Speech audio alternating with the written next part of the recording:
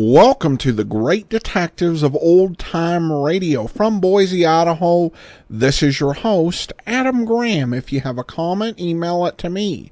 Box13 at greatdetectives.net. Follow us on Twitter at Radio Detectives and become one of our friends on Facebook, facebook.com/Radio Detectives. Today's program is brought to you in part by the financial support of our listeners. And I want to thank Erwin for sending in a one-time donation via support.greatdetectives.net. One-time donations can also be mailed in via check to Adam Graham, P.O. Box 15913, Boise, Idaho, 83715. That's Adam Graham, P.O. Box 15913, Boise, Idaho, 83715. And you can become an ongoing Patreon supporter at patreon.greatdetectives.net. Also, over at greatdetectives.net this weekend, my review of the mystery novel, Stones Cry Out. And you can get all of my articles automatically delivered to your Kindle, and you can try that service out free for 2 weeks. Just search for Great Detectives of Old Time Radio in the Kindle store. Well, now it's time for today's episode of Dragnet. The original air date, October the 12th, 1952. And this one is The Big Lie. Sound off.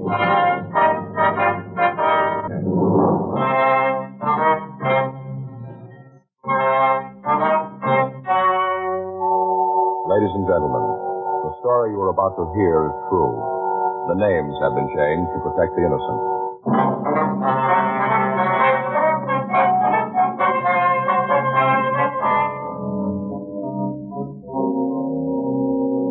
You're a detective sergeant.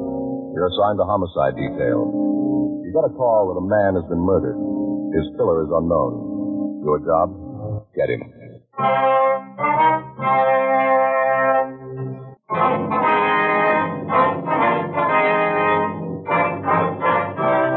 Dragnet, the documented drama of an actual crime. For the next 30 minutes, in cooperation with the Los Angeles Police Department, you will travel step by step on the side of the law through an actual case transcribed from official police files. From beginning to end, from crime to punishment, Dragnet is the story of your police force in action.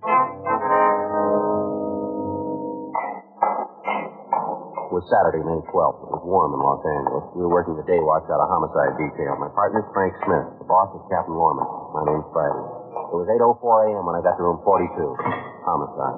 That's you, Joe? Yeah, I'm sorry I'm late, Frank. I got held up in traffic. Okay, no problem. I'll sure be glad when I get that freeway finished, won't you? Around the end of the pass this time in the morning, you can't go more than 10 miles an hour. Yeah, cars really pile up around Franklin. Oh, boy, when we get through tonight, I'm going to go straight to bed. I might not even stop to eat. All right, what's the matter? Have trouble getting sleep last night? Well, I wouldn't have had any trouble if I'd had the chance to do it. What do you mean? I don't get it. My brother-in-law. Oh, what do you have to do with it? Oh, a couple of weeks ago, he sent away for one of those courses of hypnotism at home. Book got to the house yesterday right away. He's got a new career, going to go into the hypnotism business. All right. Yeah. Book tells how to do it right. You can have full control over people, make them do things you want, all that stuff. Right away, he's got to practice on somebody. We just finished dinner, and I was all settled down to watch television. He comes in with a little book, a little bitty mirror and a candle, and first thing he lights the candle and tells me to look at it. Concentrate, you know. Yeah. I told him to go take a run and jump, and right away Spade joins in and says I don't want him to get ahead. And I said something about the fact that he could use one, and it started. Ends up with me sitting there and him trying to control my will. What, did it work? I don't know. Waved his hands in front of me and flashed the mirror in my eyes, and I fell asleep. Yeah. And right away wakes me up, wants to know how it felt, what it was like when he put me under. I told him he didn't, and I just went to sleep, so he kept trying to use with this book called Post-Hypnotic Suggestion. You know, while I'm asleep, he says something I'm supposed to do, and I wake up. Oh, yeah. And he woke me up and waited for me to do it. What do you want you to do? I never found out. He just sat there and looked at me. Every time I'd doze off, he'd wake me up so I could do whatever it was he suggested. And around 1:30 this morning, he gave up. He said the book wasn't any good and he was going to get his money back. All the time, Faye sitting there just watching miserable. If I'd known what it was he wanted me to do, I'd have done it to get him off my back. Never did find out what it was. This morning, wouldn't even say hello. Figured I wasn't cooperating, I guess. I get it. Homicide, Friday. Yes, ma'am. Yes, ma'am, it is. Yes, well, what was that address again? Yes, ma'am, we'll be right out. something for us? Yeah, a woman out on Burn Street, 6425, says her son's been murdered.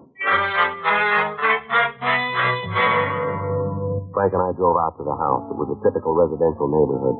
When we got there, a crowd had gathered around the front of the house. The radio car had arrived, and the officers had gotten the people back from the lawn and the entrance of the house. We went in and met the woman who had placed the call, a Mrs. Edith Curtis. She was a woman in her late 40s with graying hair. As we talked to her, she kept wringing a handkerchief in her hand. Jeff was cleaning the gun. Middle of the week, he looked at it and said that it needed cleaning. He's always home on Saturday, so this morning he said he might as well get at it. After breakfast, he got out all the things he uses, put them on the table in there, and started to clean the gun. I was in the bedroom, tidying up the place. I heard these loud voices and then a shot.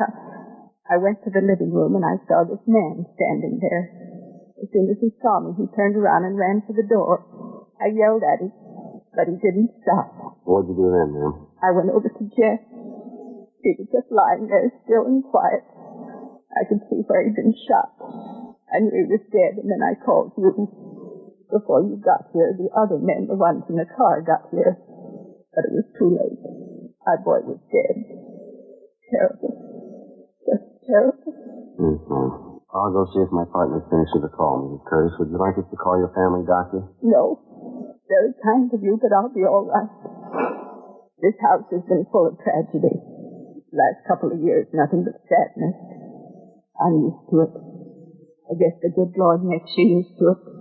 If he didn't, I don't think a mother could go on. Ma'am? My youngest daughter, Alice. 2 years ago, this next month, the 24th, she killed herself, Sergeant. It almost killed me, too, losing her. Yes, ma'am. That's why I say I'm used to it. I got to the point after Alice was dead where I couldn't see any reason for going on. And I figured that the good Lord must have wanted it this way. And I wasn't the one to say it was wrong. Alice was going to have enough trouble as it was. I don't think I understand. Suicide, Sergeant. The one unforgivable sin. Yes, ma'am. Okay, Phil. I told him. Checked with the fellas in the car. They're looking around the neighborhood. Miss Curtis. Yes. I wonder if you could give us a description of the man you saw. We'd like to get out a call on him. Of course, I saw him pretty good, just standing there looking at me. Well, how old a man would you say he was? Maybe 35 or 40. Not any older than that, I'm sure. Mm-hmm. How tall would you say he was? Taller than you. About how much taller? Oh, maybe a couple of inches. Well, I'm going about 6'1" or 2", is that right? Yes, I think that's pretty close. About his weight, how heavy do you think he was? I'm not very good at that. I guess about 180, around there. What about his clothes? What was he wearing? Do you remember? He had on one of those blue denim outfits, you know, the trousers and the jacket, light blue. Mm-hmm. And the coat had that dark blue trim knitted around the bottom and collar. Had on a white shirt, no tie. A pair of those shoes with a real thick sole, that rubber. Mm-hmm. Anything unusual about him? I don't think I know what you mean. Well, did he have any marks or scars, anything that might make it easier for us to identify him? No, not that I could see. But you won't have any trouble identifying him. I'll tell you if you have the right one or not. Did he have a car? Would you know that? I don't think so. I didn't see one. All right, thank you, ma'am. I'll call us in right away, Joe. Get out the local and ATV. Yeah. Miss Curtis? Yes. Could you tell us exactly what time the shooting took place? Not exactly, but I'd say about 7:45. Uh-huh. Did this man say anything to you? No, not a word. You never saw him before, maybe around the neighborhood, the stores, in the street someplace? No, I never saw him. I know that. But if I see him again, I'll know him. All right. I'll be right back, Joe. I hope you won't take offense, ma'am. What's that, Sergeant? Well, you don't seem too greatly concerned about your son's death here. I thought I'd explain that to you. I told you that I have to figure that it's the Lord's will. Mm-hmm. I might as well tell you, Sergeant. You'll probably find out anyway. What's that, ma'am? Well, Jeff and I had a few arguments. Nothing serious, but we did have words. I beg your pardon, ma'am? Well, I told you that my daughter took her own life. Oh, yeah. She lived with us here in this house. I thought it was a happy home. I found out it wasn't. I found out too well. Mm-hmm. You see, Alice, that's my daughter. Yes, ma'am. Well, she was going to marry. She'd met a young man who worked in an aircraft factory. She seemed to think he was very nice. I couldn't see much in him. I told her so. We had quite a few rows about it, once when he was here. Mm-hmm. On that night, the row, Alice's young man left, made quite a fuss about my trying to run the children's lives. told Alice that he'd marry her right away that night. But when they were married, he didn't want to have anything to do with Jeff or me. Well, did Jeff take any part in this quarrel? Oh, my, yes. Finally, the young man stormed out of the house. Alice was in tears, just seemed to go to pieces. That night, she took an overdose of sleeping pills. I'll never forget when I called her for breakfast. Terrible. That's not doing any good. I'm sorry, Sergeant. That's quite all right, ma'am. Hey, you said you and your son had several arguments. Was it about this engagement thing? Yes, after Alice's funeral. Jeff seemed to stalk around the house. Then at night he'd go out and drink quite a bit. He seemed to think that I'd caused Alice to do away with herself. I tried to tell him that I didn't, that I was just as sorry as he was. I told him how badly I felt, but it didn't seem to do any good. Well, have you heard from Alice's fiancé since that night? He was at the funeral. Well, what's his name, Mrs. Curtis? Dudley. Bruce Dudley. You know we can get in touch with him? I think Jeff had his address. I can look for it. Thank you. But you don't think that Bruce had anything to do with this? I know it wasn't him. I know Bruce. I know what he looks like. It wasn't him in the living room. Well, we just want to talk to him, ma'am. Of course, he might have hired someone else. No, I'm sure Bruce had nothing to do with it. Even with what he did say. Ma'am? That night, when they had the fight, Jeff told him that if he didn't get out, he'd throw him out. Mm-hmm. When he left, Bruce said that someday our meddling in other people's lives was going to backfire, that it might take some time, but that we'd be repaid. And that look in his eyes when he went through the door, Sergeant, maybe he did do it. He looked mad enough to kill us both.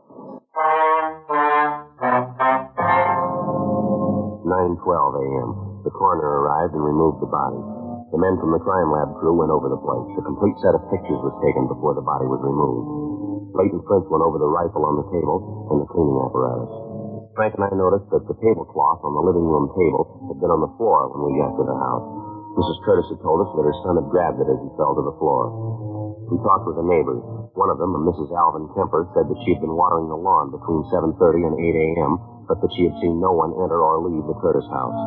She told us that she had heard frequent and loud arguments between Mrs. Curtis and her son. Frank and I drove out to the address of Bruce Dudley. It was a modern one-room apartment on Riverside Drive in the San Fernando Valley. We rang the buzzer a second time and waited. Looks like he's not in. Yeah, what time you got? 12:17. He's probably gone out. Come on, we can check the manager. Yeah? Oh, Mr. Dudley? Yeah, what do you want? Well, police officers would like to talk to you. Okay, come on in. Just got out late last night. I don't feel at all well. I'll move those clothes and sit down. I'm going to put a pot of coffee on. Well, it feels like a troop of midgets ran barefoot over my tongue. Yes, sir. Right ahead. What do you want to see me about? You know Jeff Curtis? Yeah, I know him.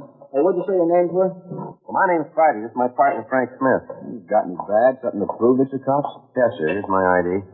Mm-hmm. Sergeant Joseph Friday. Okay. Well, what's this about Jeff? He's dead, Mr. Dudley. Dead? Yes, sir. How'd it happen? Accident? No, we're not sure. He didn't kill himself, did he? Why do you ask that? I just thought he might have. Krista killed herself. Thought he might have done the same thing. Do you know of any reason that he'd do something like that? Oh, no, not that I could name. I understand you and Mr. Curtis didn't get along too well. We got along all right. Oh, when Alice and I split up, there were some words, nothing serious. Well, we guys were pretty short him. Yeah? Yeah. I understand you and he had quite an argument. He was ready to throw you out of the house. He'd been talking to his mother. She's been throwing lies around again. Well, is it true? Did you and Curtis have an argument? Yeah, I got nothing to hide. You been out of the house this morning? No, why? Have any way of proving you were here all morning? Just got up. You know that. You guys got me out of bed. What are you trying to prove? Just want to know if you can account for your time, that's all. You think I had something to do with Jeff's death, is that it? They didn't say that. No, but you meant it. Oh, excuse me, I gotta get the coffee. You want some coffee? No, no, thanks. How about you? No. You don't mind if I have a cup, huh? No, sir, go right ahead. Thanks.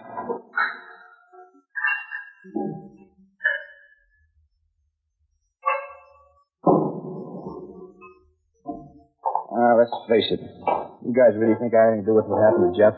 We're not paid to say what we think. We try to get the facts. Yeah. If I was you, I'd concentrate on Mrs. Curtis. I wouldn't put it past the old bat to kill her own son. Check around the bars in the neighborhood. Talk to his friends. They'll tell you. His mother was scared to death that he'd marry one of these days, walk out on her. He used to be on his back all the time about the girls he went out with. I knew some of them. Alice and me used to double date with him once in a while. Mm-hmm. Did you ever have any arguments about this while you were around? A couple of times, yeah. You don't believe me? Why don't you check with Harry? He'll tell you the same story. Lord knows he went through enough of it. Harry? Yeah, Jeff's brother. He got married, let's see, about 5 years ago. Moved out of the house, lock, stock, and baggage. He went through a thrash with his mother about it. He'll tell you about it. He used to go over to see Jeff once in a while after he got married, but the old lady caused so much trouble that they started me at the bar. Got to the point where Harry wouldn't go in the house. Check with him, he'll tell you. You know where we can get in touch with him? No, I haven't got the address. Look it up in the book, Harry Curtis. I think it's out on Selma, someplace in Hollywood. Oh, I see. Where do you work? Meyer Aircraft. I'm a toolmaker. You work the day shift? Yeah, I'm off today. What's this for? Just wanted to know where we could reach you. You still think I had something to do with it, huh? No, we didn't say you did. Your name came up and we had to check it out. Yeah. Oh, a lot of times when Jeff and I didn't get along, I won't try to tell you that there weren't. I never do anything to hurt him. Got enough in his hands with that mother. Yeah? Sure, one night when we came home from the date, Alice, me, Jeff, and his date, we were sitting around the kitchen having something to eat. Mother came in madder than a wet hen. Raised Cain, told Jeff to get the woman out of the house. Jeff told her he wouldn't have her talk to the girl like that. He thought quite a bit of her. Mm-hmm. The old biddy walked right over and slapped the girl across the face, told her to leave Jeff alone. But she'd rather see him dead than tied up with a girl like that. 2:40 p.m. We drove back to the office. There'd been no reply from the local or the APB. We checked the names of Jeffrey Curtis and Bruce Dudley through R&I. There was no record on Curtis, but Dudley had been arrested twice for LAMC 4127C, being drunk in a public place. He'd served sentences in the city jail on both charges. We checked with the coroner's office, and they told us that Curtis had been killed by a .38 caliber bullet. It had been fired at close range into the back of his skull. The bullet was booked for evidence, and we made out a dead body report. We put in a call to the brother's house, but we were told that he was out of the city, and he wouldn't return until sometime that night. We left word for him to call our office as soon as he returned. We checked on the suicide story given us by Mrs. Curtis and found that an Alice Curtis had taken her own life by an overdose of sleeping pills 2 years before. 5:20 p.m. Frank and I drove out to talk to Mrs. Curtis again. You want to look at Jeff's room, don't you? Yes, Miss Curtis. This way. When we were here this morning, you didn't say anything about your other son. Harry? Well, you see, Officer, Harry doesn't care much for me. I know it's hard to believe that a boy would desert his own mother, but that's what Harry did. He got married, and right away his wife started to cause trouble between us. The rifle your son was cleaning this morning. Oh, yes, those men from the crime lab, I think they said they took it. Yes, ma'am. Did your son do much hunting? Well, he used to do quite a bit before Harry got married. They used to be great pals. Mm-hmm. Mother couldn't ask for a better pair of sons. And when Harry left home, Jeff sort of gave it up.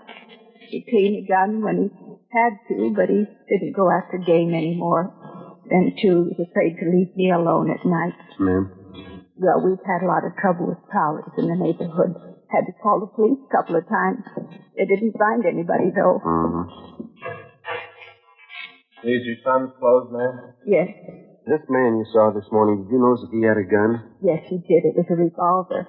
When I came into the room, it was still smoking. Mm-hmm. Did your son keep any other firearms in the house? Oh, no, just the rifle. I wouldn't have any other guns in the place. I don't like them. Mm-hmm. You had any call to go up in the attic lately, Mrs. Curtis? What? The attic, ma'am. Have either you or your son had any reason to go up there? No, I don't think we've been up there since we moved. Could I get you officers a cup of coffee or anything? I've got some nice fresh cake. Like a slice of that? No, ma'am. Thanks just the same. Oh? Yeah. Look at here. Yeah. Look at here on the shoulders of these suits in the back. You see this dirt? Looks like it came down from that door to the attic. Yeah. Let me get a chair and we'll have a look. What's this all about? I told you we haven't used that attic. Don't you believe me? We'd just like to take a look if you don't mind, ma'am. Well, maybe I do mind. Just going to take a minute, ma'am. I think you officers have sure got your nerve. I tried to be nice to you, help you out. Isn't enough that my boy's dead. Now you have to come in here and tear my home apart. There's something up here, Frank. I can reach it. Yeah, here it is. Get my pencil.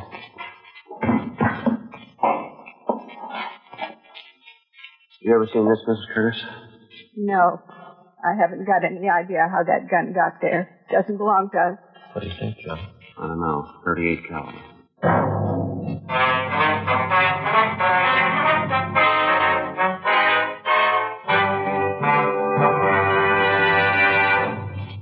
You are listening to Dragnet, the authentic story of your police force in action.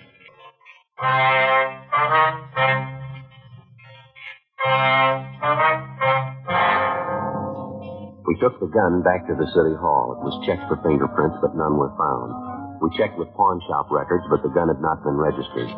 By checking with the manufacturer, we got the retailer's name. It had been sold to the victim, Jeff Curtis. The gun was turned over to Russ Camp for the routine check through ballistics. 2 minutes, I'll take it out. Right. Okay. Here's the end of the comparison, right? There we are. What's the matter now? Variation here. Is that a make, Russ? Yeah, for match. 11:46 p.m. Harry Curtis called the office. He was surprised to hear of his brother's death, but said that he would be down to see us in the morning. Frank and I checked out, and the next morning we drove out to the house on Burn Street and picked up Mrs. Curtis, who talked to her in the interrogation room. This is perfectly ridiculous. I don't understand what you're trying to get me to say. Well, maybe if we lay it out for you, ma'am. Yes, that might do it. At least it would be something. All right, when we walked into your house yesterday morning, you said that nothing in the house had been touched, that everything was just as it was when your son was killed. Is that right? Yes, I guess I said that. I'd have you be sure one way or the other, ma'am. What did you say? I said that. I haven't touched anything. Nobody did. Mm-hmm. Would you tell us what your son was doing when you left the room? I told you he was cleaning the rifle. On the living room table? Yes, that's right. What did you say he did after he was shot? I said he fell down. Did he touch anything as he fell, brush up against anything? Well, when he fell, he grabbed the tablecloth, pulled it down with him. Yes, ma'am. Well, then maybe you can explain how it was that all the things you used to clean the rifle and the gun itself were still on the table. What? How is it those things didn't come off the table when he pulled the cloth off? I don't know what you're trying to get me to say. We'd like for you to tell us the truth. I'm telling that. All right, ma'am. When the crime lab went over your house, they found 2 places in the kitchen floor that had been filled in with plastic wood. The job didn't look very old. Well, what's wrong with that? Jeff took good care of the house. He might have tried to plug up someplace where ants were getting in. When the men from the lab dug up the patches, they found 2 .38 caliber bullets underneath. They checked them with the bullet that killed your son. The bullets came from the same gun. I don't know what you're talking about. What does all this show? You talked about the prowlers. Said you had trouble with them in the neighborhood? That's right. What action did you take to stop this? I called the police.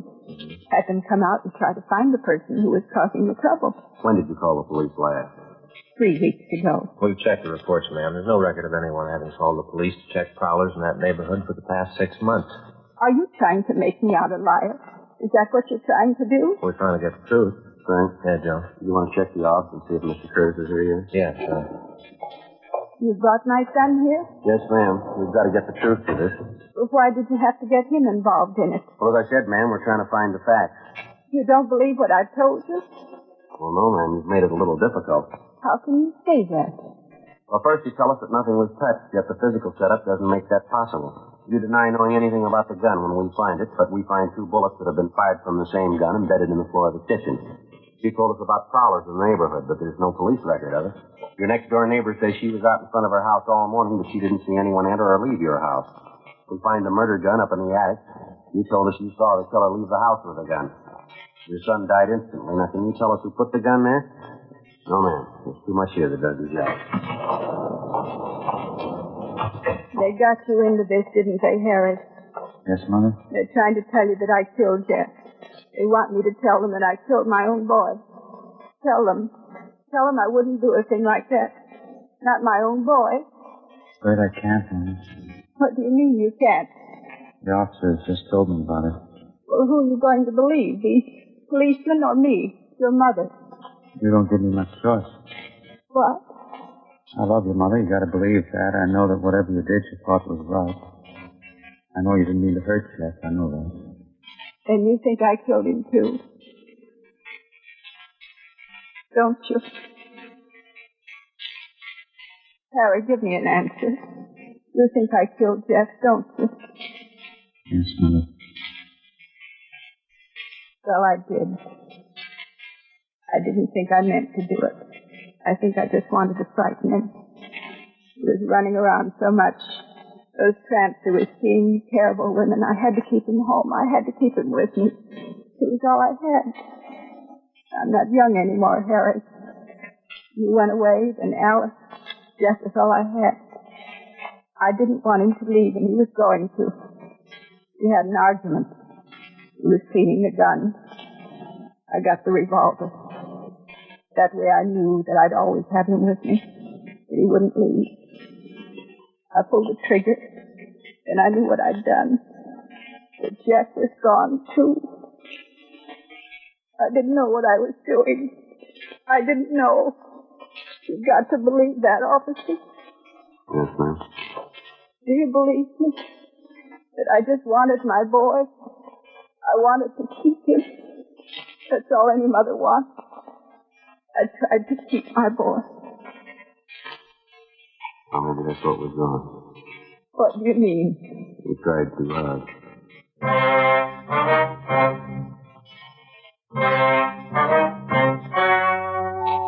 The story you have just heard was true.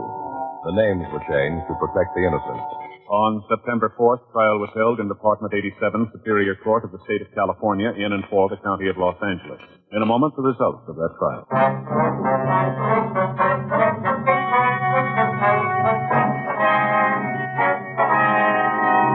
Edith A. Curtis was tried and convicted of murder in the first degree and was sentenced to the State Penitentiary for Women, Tehachapi, California. While serving her sentence there, she died from natural causes. Murder in the first degree is punishable by death or confinement in the State Penitentiary for life.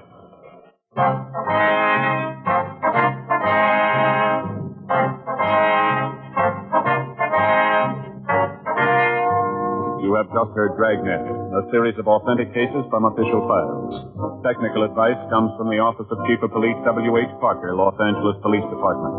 Technical advisors, Captain Jack Donahoe, Sergeant Marty Wynn, Sergeant Vance Frazier. Heard tonight were Ben Alexander, Herb Ellis, Helen Cleve, Whit Connor. Script by John Robinson. Music by Walter Schumann. Hal Gibney speaking. Tomorrow, sound off for Dragnet, transcribed from Los Angeles.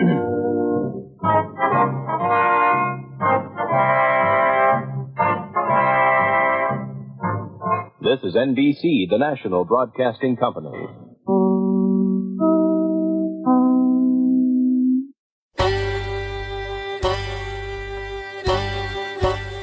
Hi, this is Andrew from OTRWesterns.com. I wanted to invite you to come take a look at our site where we put out podcasts of old-time radio westerns. Check us out at OTRWesterns.com. You're listening to The Great Detectives of Old Time Radio with Adam Graham. Now let's get back into the show.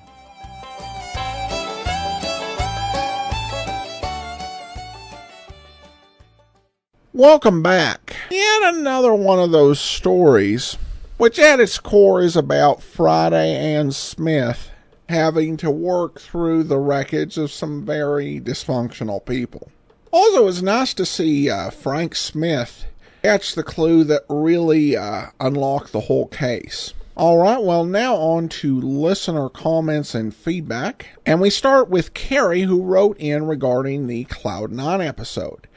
I enjoyed the Cloud 9 episode, especially the lines about the squeaky door on Inner Sanctum being oiled by a prankster and Peter Lorre needing extra work because things were slow. It mentioned that this was a WBBM FM broadcast, and I was wondering how many shows of the period were broadcast over FM. After some searching, I found that WBBM FM was a simulcast of the AM station from 1941 to 58. So maybe it was not too unusual. It certainly made for a clean sounding recording. Well, I forget which series it was on, but I did hear a commercial where they were talking about the coming of FM radio and what that would mean. It's something we take for granted, but FM back then definitely had higher quality, and that was one of its big selling points. And also a comment from YouTube. Wesley wrote, only discovered the old radio shows about 2 weeks ago. Everything from X-1 to Inner Sanctum. I've been going on something of a binge. Love this one. If you've earned a subscriber, many thanks for posting it. Well, thank you so much for subscribing, and you can subscribe to our archives on YouTube at youtube.greatdetectives.net. Well, that will do it for today. Join us back here tomorrow for another video episode of Dragnet. And then Monday it'll be Nightbeat, and then next Saturday another episode of Dragnet on radio. In the meantime, send your comments to Box13 at greatdetectives.net. Follow us on Twitter at Radio Detectives, and become one of our friends on Facebook, facebook.com/Radio Detectives. From Boise, Idaho, this is your host, Adam Graham, signing off.